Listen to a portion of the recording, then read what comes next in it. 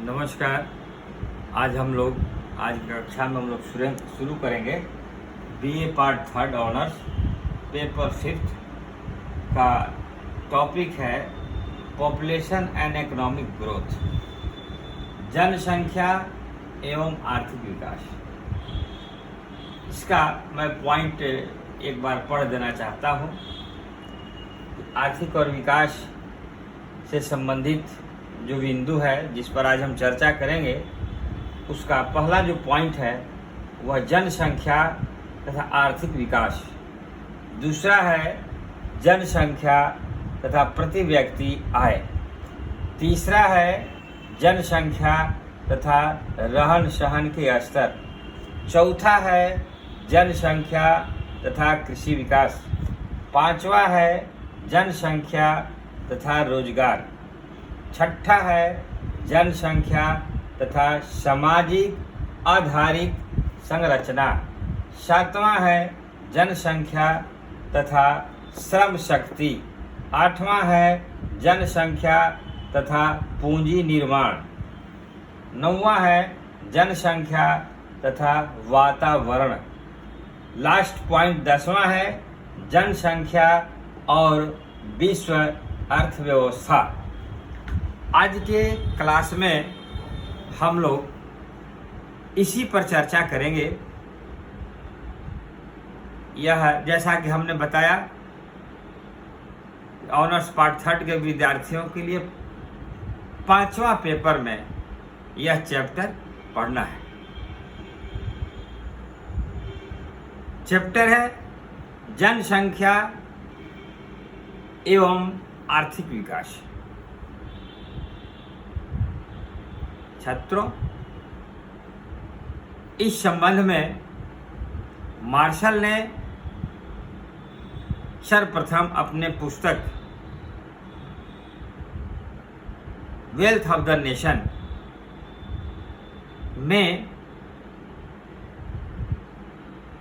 जनसंख्या के संबंध में स्पष्ट रूप से जो चर्चा उन्होंने किया है, उसमें कहा है कि प्रत्येक राष्ट्र का आर्थिक विकास श्रम निधि है, जो मूल रूप से उसके लिए जीवन की सब आवश्यकताओं और सुविधाओं को पूर्ति करता है।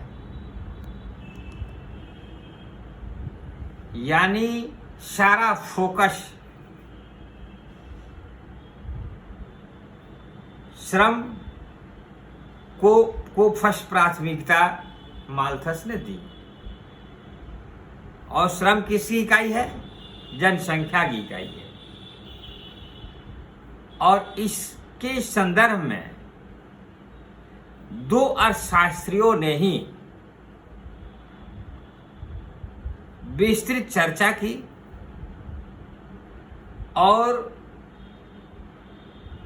घोर चिंता व्यक्त करते हुए पूरे समाज में घबराहट पैदा कर दी। वो क्या? चूंकि दोनों का जनसंख्या का रेशियो और उत्पादन, उपभोग और उत्पादन कि इकाइयों का आंकलन करने के फलस्वरूप उन्होंने जो स्पष्ट किया वह बहुत ही चिंता का विषय रहा।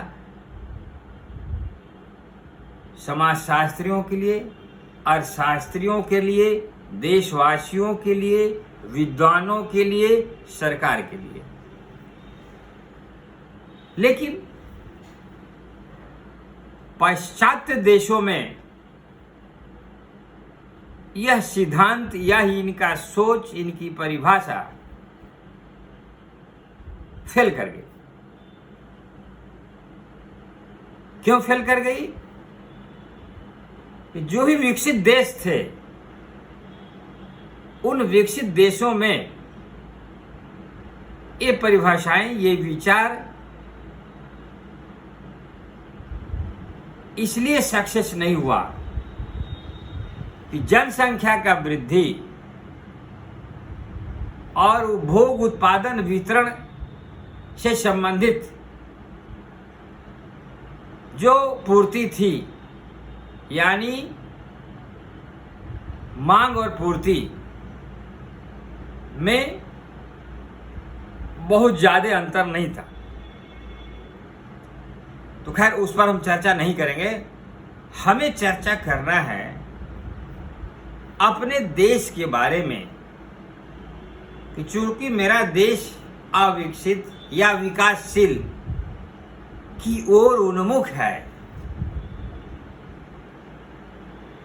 तो यहाँ की स्थिति क्या है। तो यहाँ का कमोवेश जब हम चर्चा करते हैं, ध्यान देते हैं, तो माल्थस और रिकॉर्डो का सिद्धांत वर्तमान परिप्रेक्ष्य में कारगर हो जाते हैं, सही चरितार्थ होते हैं। और जो चर्चाएं आज हम करने जा रहे हैं उसके संबंध में यह कहा जा सकता है कि उत्पादन के जनसंख्या के प्रत्येक वृद्धि के परिणाम स्वरूप समस्त राष्ट्रीय उत्पादन में अनुपात से अधिक वृद्धि हुई है या वृद्धि हो रही है, जिसको हम निम्न रूपों में स्पष्ट करेंगे। पहला जो है वह जनसंख्या तथा आर्थिक विकास। छात्रों, अभी हमने बताया कि विकसित देशों के लिए यह फॉर्मूला या सिद्धांत फिट नहीं बैठता है, लेकिन अविकसित विकासशील देशों के में यह फॉर्मूला आज भी 50% कारगर है। हमारे यहाँ हिंदुस्तान के कंटेक्स्ट में क्यों कारगर है कि आज भी दरिद्रता, पूंजी दुर्लभता, श्रम की प्रचुर मात्रा, जनसंख्या वृद्धि इत्यादि आज भी स्पष्ट रूप से हमारे और आपके सामने परिलक्षित हो रहे हैं, बशर्ते कि सरकार का प्रयास, समाज का प्रयास यह है कि दोनों में जो गैप है इसको कम किया जाए। यानी मेरा जो देश है, हिंदुस्तान जो है, उस श्रेणी को पाने के लिए अग्रसर है, उत्सुक है, लेकिन अभी उस स्टेज को, विकसित स्टेज को प्राप्त नहीं कर पाया है। और जिस दिन वो प्राप्त कर लेगा उस दिन माल्थस और रिकार्डो का सिद्धांत फेल हो जाएगा। तो इस तरह से हम इस पर चर्चा करेंगे कि जनसंख्या और आर्थिक विकास का फर्स्ट जो इसमें जो है आर्थिक वृद्धि में अवरोध क्यों पैदा होता है या उसके विकास की रफ्तार धीमी क्यों हो जाती है। तो आनुपातिक दृष्टिकोण से जनसंख्या का वृद्धि ज्यादा होता है तो उपभोग करने वालों की संख्या भी बढ़ती है, साधन सीमित होती है या साधन घटते जाती है। तो जो भी परिवार समाज बचत की जो प्रवृत्ति रखी जाती है, सोची जाती है, वह आवश्यक आवश्यकताओं में पूर्ति कर बचत नगण्य हो जाती है या जो कल्पना की जाती है उससे उसकी मात्रा कम हो जाती है, जो मेरा आर्थिक विकास को में बाधक उत्पन्न होता है। दूसरा जो है इसी का है कि प्राकृतिक जो संसाधन है उसका मैक्सिमम उपयोग होता है। कारण है कि जनसंख्या बढ़ता है, कृषि कार्य जो भूमि है वो उसमें कोई लोच नहीं है, वो फिक्स है, जिसके चलते उसका खंडन होता है, छोटे छोटे टुकड़ों में विभाजित होता है और छोटे छोटे टुकड़ों में विभाजन के फलस्वरूप उसके इनकम के साधन में भी कटौती होती है, जिससे बचत की प्रवृत्ति कम होती है और बचत की प्रवृत्ति कम होगी तो मेरा राष्ट्रीय आय भी प्रभावित होगा। थर्ड जो है वह जो तीव्र गति से जनसंख्या में वृद्धि होती है तो सामाजिक आर्थिक संरचना भी प्रभावित होता है। आर्थिक सामाजिक संरचना क्या है भाई? आर्थिक सामाजिक संरचना यह है कि जो सबके लिए, देश के लिए, राज्य के लिए, समाज के लिए जो कार्यक्रम किए जाते हैं, जो सोशल स्ट्रक्चर जो खड़ा किया जाता है वह प्रभावित होता है। क्यों प्रभावित होता है? जैसे सबों के लिए आवास की व्यवस्था करना, जल और विद्युत की व्यवस्था करना, ग्रामीण क्षेत्रों में जो भी उपयोगी वस्तुएं हैं, नली गली का पक्कीकरण, यातायात के साधन मुहैया कराना। जब मेरा नेशनल इनकम में वृद्धि नहीं होगी, ग्रास रूट पर जो आय का संचय किया जाता है,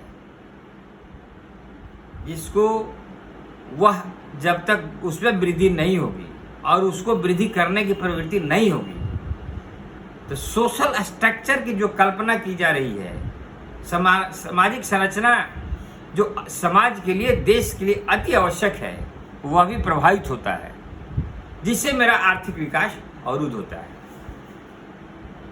छात्रों, दूसरा पॉइंट है जनसंख्या तथा प्रति व्यक्ति आय।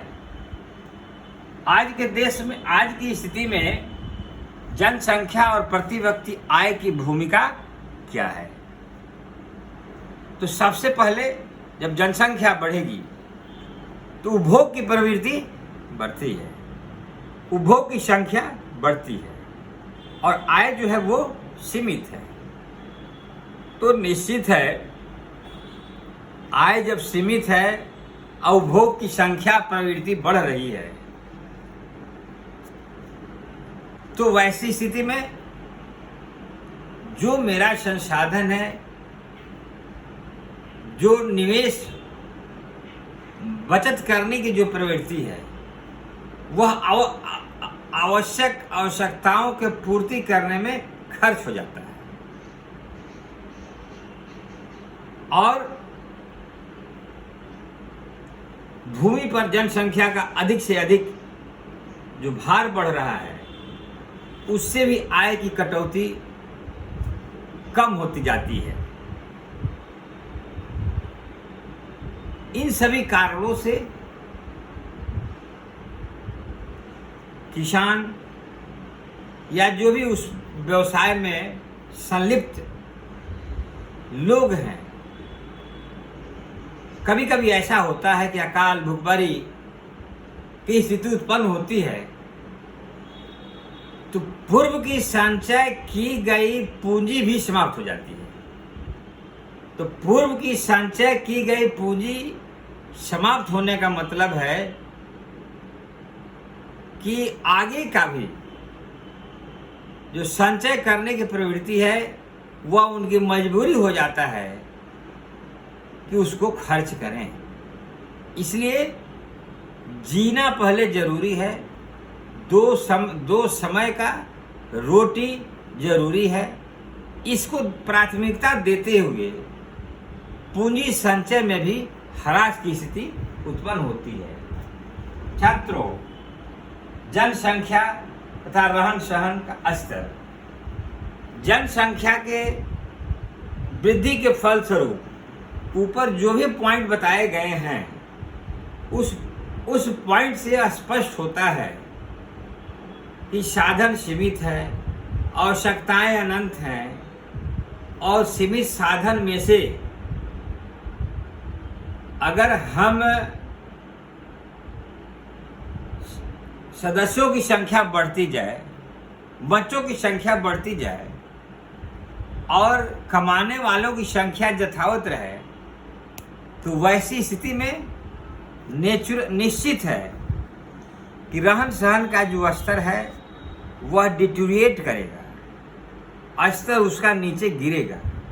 व्यवहारिक रूप से आप ऑनर्स के विद्यार्थी हैं, इस पर विशेष फोकस देने की जरूरत नहीं है,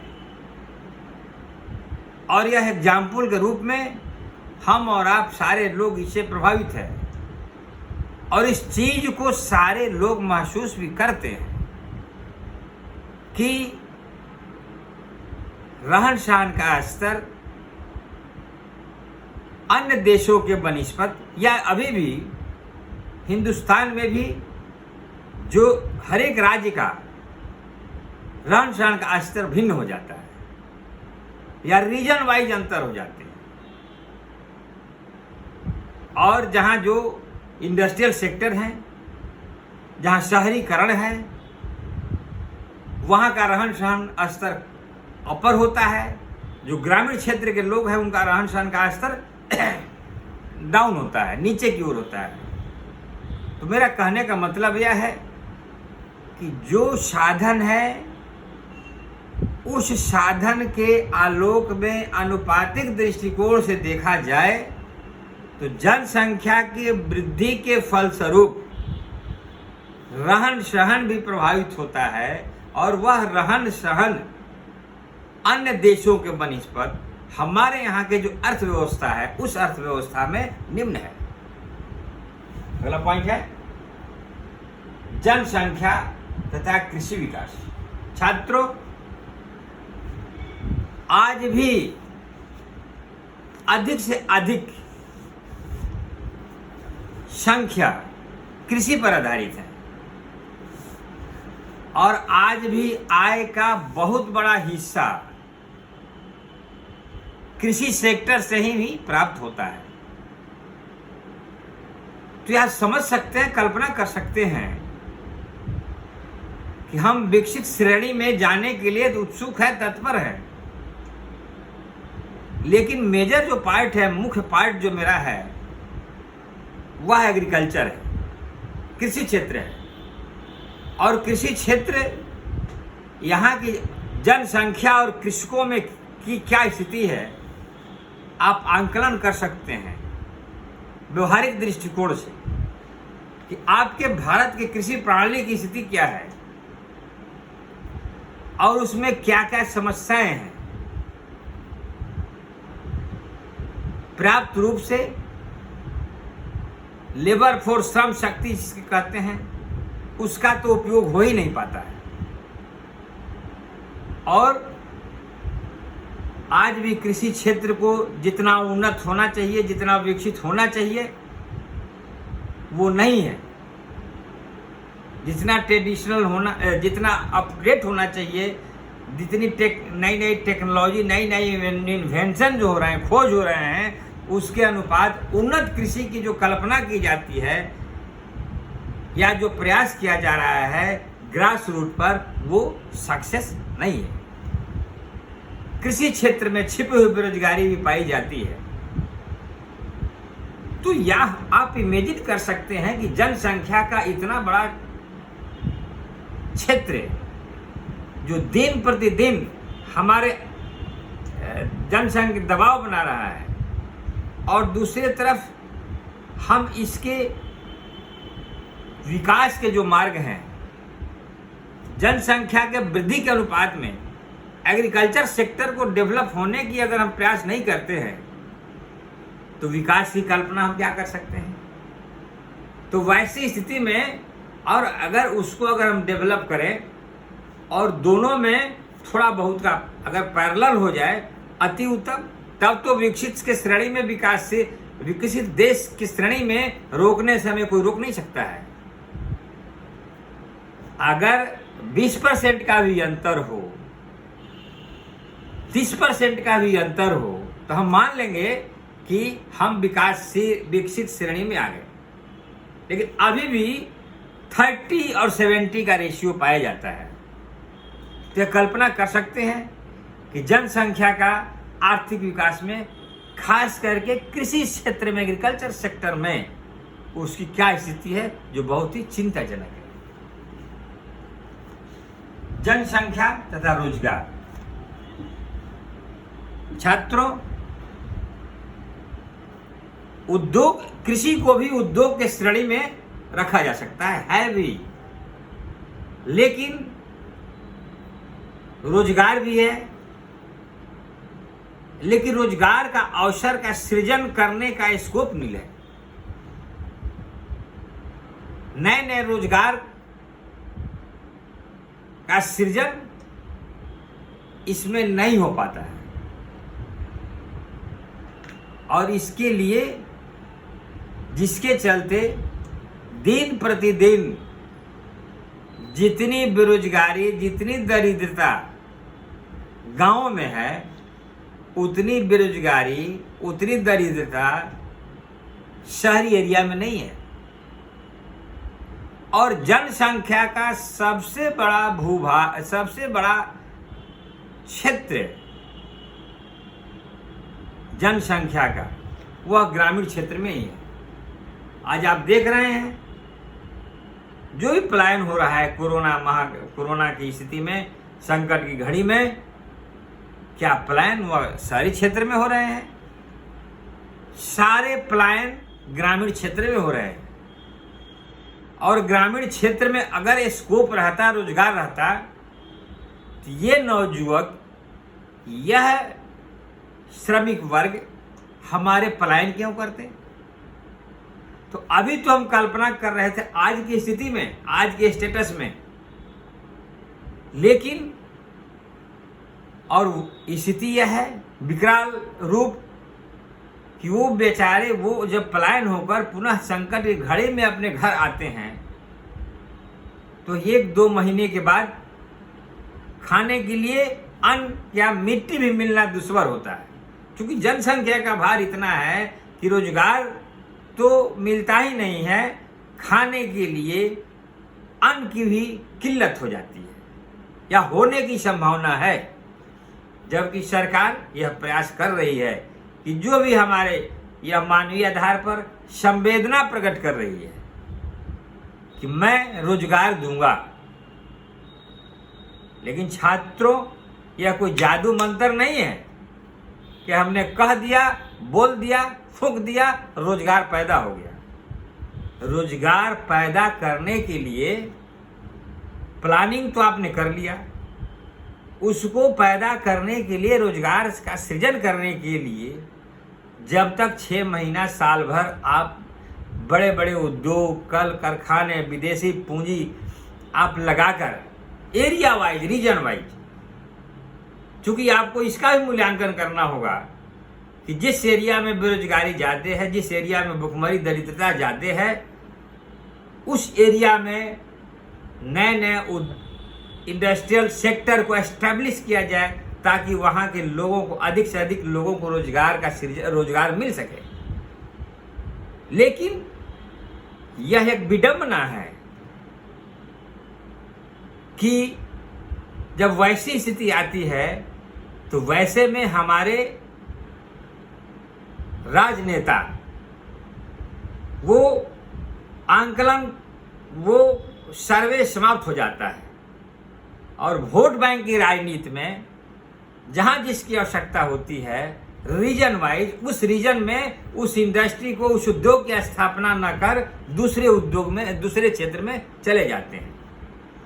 या मान लीजिए आप प्लानर हैं, आपके हाथ में शासन है, सारी अर्थव्यवस्था के आप संचालक हैं।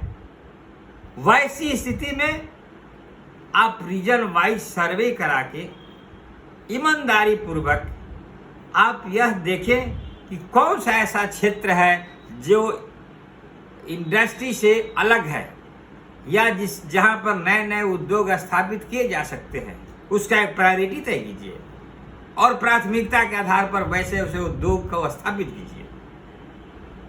लेकिन यह व्यवहारिक दृष्टिकोण से कल्पना की जाती है, घोषणाएं होती है, व्यवहारिक दृष्टिकोण से होता नहीं है।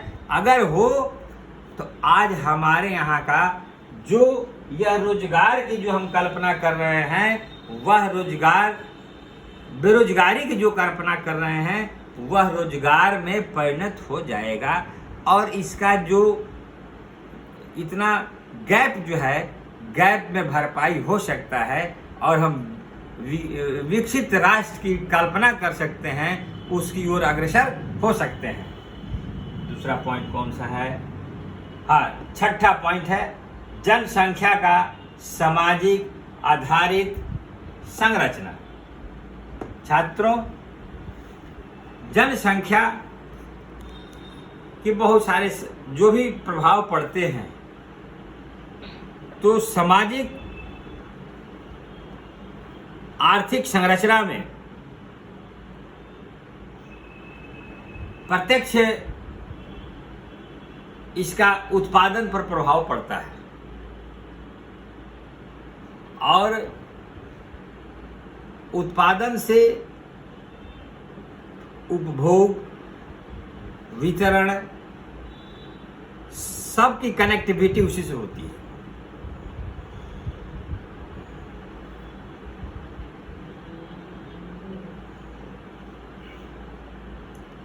तो जो भी सामाजिक संरचना की जो हम कल्पना करेंगे, वह जो मेरा उपभोग, उत्पादन के परिणाम स्वरूप जो हमें प्राप्त होता है, वही मेरा बेस होता है और उस बेस के आधार पर जो सामाजिक, समाज से जो आधारित, यानी समाज आधारित मतलब कि जो मेरा आज के ग्राम पंचायती राज की कल्पना हम लोगों ने की है, सरकार भी उस पर कार्य करती है कि मेरी आत्मा गांव में निवास करती है। इसलिए ग्रास रूट से जो भी योजनाएं बनकर आती है, उसी पर हम विकास या आवश्यकताओं की जो कामना है, उस पर हम प्रयास करें। तो आता जरूर है, लेकिन जो राज्य सरकार से या मेरा फिजिकल जो फंडिंग है, उस फंडिंग के आलोक में और प्राथमिकता के आधार पर चाह कर भी सामाजिक संरचना यानी ग्राम पंचायती राज से जो योजनाएं, परियोजनाएं, परिकल्पनाएं जो की जाती है, उसका पूर्ण रूप से उसको कार्यान्वित नहीं किया जा सकता है, ताकि जनसंख्या का दबाव, जनसंख्या का भार बढ़ जाता है और पुनः ऐसी बातें होती है कि इसको समाप्त करने के लिए अगली योजना में, अगला कार्यक्रम में इस पर विचार किया जाएगा, जो कि हमारे लिए, हमारे देश के लिए, विकास के लिए ये अवरोधक हो जाता है। आगे है जनसंख्या तथा श्रम शक्ति, 7वां पॉइंट। छात्रों, जनसंख्या और श्रम शक्ति में क्या तालमेल है, जिसको लेबर फोर्स, श्रम शक्ति हम किसे कहते हैं, तो ये आप जाने। श्रम शक्ति का तात्पर्य यह है कि पूरा जनसंख्या में से कार्यशील इकाई को ही श्रम शक्ति की श्रेणी में गणना की जाती है और उसी को श्रम शक्ति कहा जाता है। मतलब ये क्या हुआ, इसका एग्जाम्पल मैं देना चाहता हूं कि जैसे मान लीजिए कि एवरेज एक एक शरीर को काम करने की जो क्षमता है, दिमाग का, हाथ का, पैर का, तो काम करने योग्य और काम करने की शक्ति और क्षमता, तो एक एवरेज आयु के आधार पर निकाला जाता है। तो काम करने की योग्य हम मानते हैं 15 वर्ष, और मैक्सिमम हम आयु एवरेज, हालांकि रिटायरमेंट एज से उसका कल्पना नहीं की जाएगी, एक लेबर क्लास के लिए, एक श्रमिक के लिए, चाहे कुशल हो या अकुशल हो, एवरेज की हम कल्पना कर रहे हैं, उसका 50 साल। तो कहने का मतलब है कि मेरा कार्यशील जनसंख्या 15 से 50 वर्ष की आयु के लोग जो हैं उन्हीं को इस श्रेणी में रखेंगे और उन्हें वही श्रम शक्ति के श्रेणी में आएंगे, यानी वही व्यक्ति योग्य माने जाएंगे। किस मामले में? कमाने के मामले में, काम करने के मामले में, और इसके बाद जो लोग होते हैं वह अयोग्य की श्रेणी में आते हैं। मतलब ये हुआ कि जितने अयोग्य लोग हैं ये बोझ किसके ऊपर होते हैं? यह बोझ जो कमाने वाले होते हैं उन्हीं के ऊपर होते हैं। तो यह कल्पना कीजिए कि एक तरफ बच्चों की संख्या ज़्यादा होती है, अगर बर्थ रेट बढ़ता है और मृत्यु रेट भी घटता है, तो बीच में जो बहिया बैल जैसा जो ढोता है कमाने वाला, उसकी क्या स्थिति होगी? लेबर फोर्स मान लीजिए कि 2 व्यक्ति, अगर 2 व्यक्ति, कल्पना उदाहरण मैं बता रहा हूं कि एक परिवार के अगर 4 बच्चे हो गए और 2 माँ बाप हो गए और हस्बैंड वाइफ अगर दोनों कमा रहे हैं, तो 15 साल तक तो वो दोनों को ढोना है, चारों बच्चों को ढोना है, प्लस वह जो 2 बूढ़े हो गए, 4 2 6, कमाने वाला मैक्सिमम अभी एक ही रहता है। सभी के घर में दोनों कमाने वाला ट्रेडिशन अभी हिंदुस्तान में नहीं। तो एक आदमी कितने का बोझ उठाता है? 4 2 6। तो जितना दिन तक वो बोझ उठाएगा उतने दिनों तक आप कल्पना कर सकते हैं कि उसकी बचत की क्षमता क्या होगी, वो क्या कर सकता है। तो वैसी स्थिति में श्रम शक्ति, इसी को श्रम लेबर फोर्स कहा जाता है, जो आज हिंदुस्तान में लेबर फोर्स, श्रम शक्ति जो है वह बहुत ही दयनीय स्थिति में है। यानी कमाने वाला 1, खाने वाला 10, तो इसलिए कि लेबर फोर्स एक है। तो ऐसी स्थिति में आर्थिक विकास की कल्पना क्या की जा सकती है? Per capita income, national income की कल्पना क्या की जा सकती है? आगे है जनसंख्या तथा पूंजी निर्माण। छात्रों, इतनी चर्चा जब हुई, चर्चा परिचर्चाएं जो पॉइंट हुआ, उस पर आप समझ गए होंगे कि इतने के बाद भी अब बेचारा किसान या जो कमाने वाला व्यक्ति है वो क्या पूंजी का निर्माण कर सकता है। लेकिन उसकी मजबूरी है भविष्य के लिए। जैसे मान लिए किसान अगर है तो मैक्सिमम उसका प्रयास होता है कि अकाल भूखमरी कुछ भी आए, लेकिन अगला सेशन के लिए हमें वैसा खाद बीज के रूप में, इमरजेंसी के रूप में हमें रखना चाहिए ताकि समय पर हमें किसी के ऊपर डिपेंड नहीं होना पड़े। और सरकार ही प्रयास करती है कि किसी कारण से, और सरकार का भी जो योजनाएं परियोजनाएं जो चलाई जाती है, तो वह रहता है कि कृषकों को सीजन में सहयोग करें। लेकिन दोनों में कहने का मतलब है कि थोड़ा किसान करता है और थोड़ा सरकार की योजनाओं से अगर मदद मिल जाती है तो पुनः किसान अगले सीजन में कृषि कार्य करने योग्य हो जाता है। तो वैसी स्थिति में पूंजी का निर्माण थोड़ा बहुत होता है, लेकिन कभी कभी ऐसा भी स्थिति होती है कि किसान टोटली डिपेंड हो जाता है, तो उसका एग्रीकल्चर सेक्टर जो है वो प्रभावित हो जाता है और चाह कर भी कैपिटल फॉर्मेशन, पूंजी का निर्माण वो नहीं कर पाता है। जनसंख्या तथा वातावरण।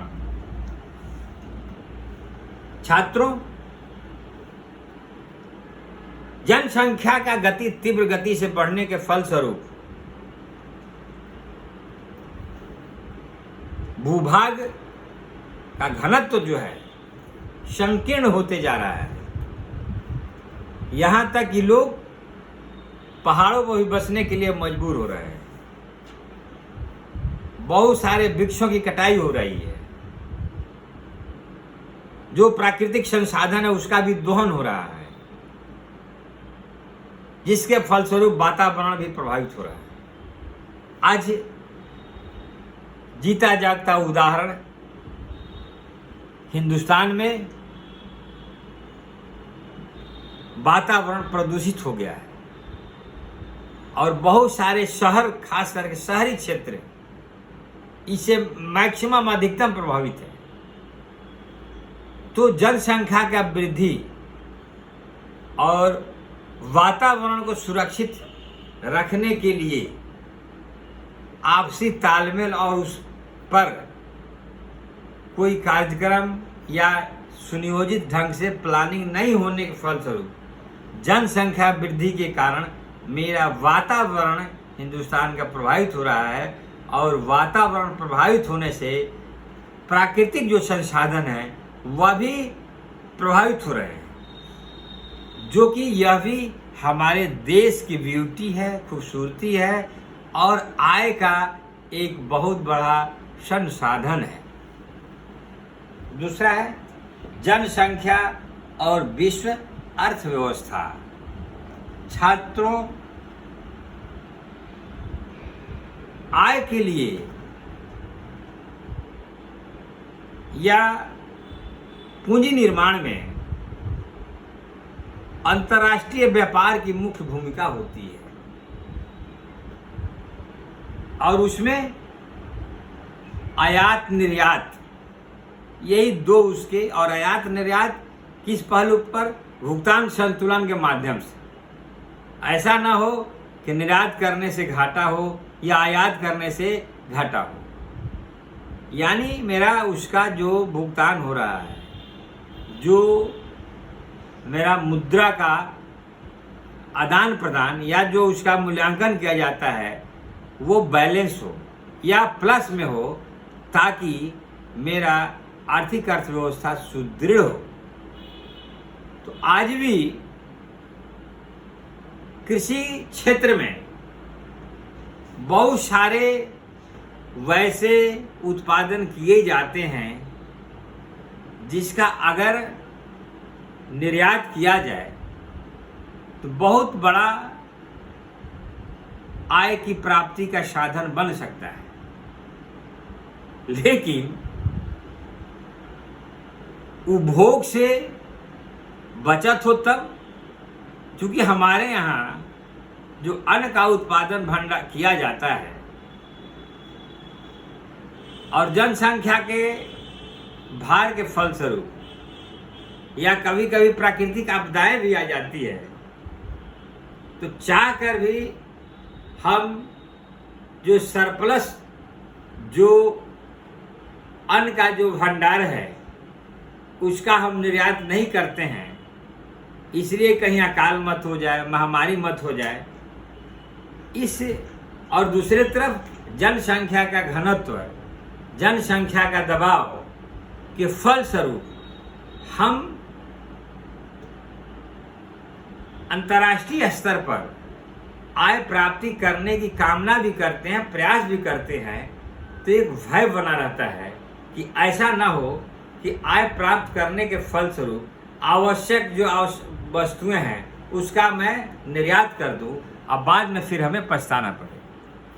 तो इस तरह से जनसंख्या के दबाव के फलस्वरूप विश्व अर्थव्यवस्था माने विश्व के अर्थव्यवस्था से जो हमें आय की प्राप्ति होनी चाहिए वो नहीं हो पाती है। तो इन सभी उपरोक्त चर्चाओं से हम स्पष्ट रूप से कह सकते हैं कि समस्याएं जरूर है, लेकिन चिंता का उतना विषय नहीं है। हमारे पास सारे संसाधन हैं, प्राकृतिक संसाधन भी हैं और वैज्ञानिक भी हैं, काम करने वाले जो आज के डेट में जो लेबरल क्लास है, श्रमिक वर्ग हैं, उनकी भी संख्या कम नहीं है, बशर्ते कि इसका मिला जुलाकर